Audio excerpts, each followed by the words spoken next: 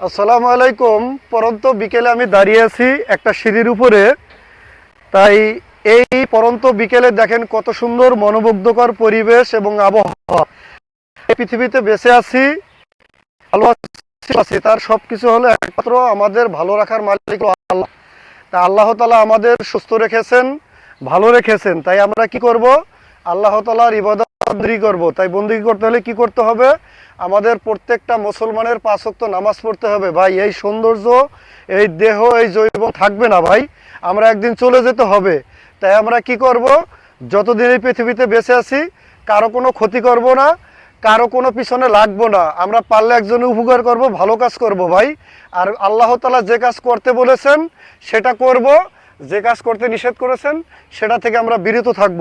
তাই আমরা আসেন সবাই এক মুসলমান অন্য মুসলমানকে ইসলামের দাওয়াত দেই। আমরা যতদিন পৃথিবীতে বেঁচে আছি ওয়াদা করি আমরা সবাই 5 ওয়াক্ত নামাজ পড়বো। ভাই, ভালো থাকবেন। আমার ভিডিওটা যদি ভালো লাগে সুন্দর একটি কমেন্ট করবেন। আল্লাহ হাফেজ।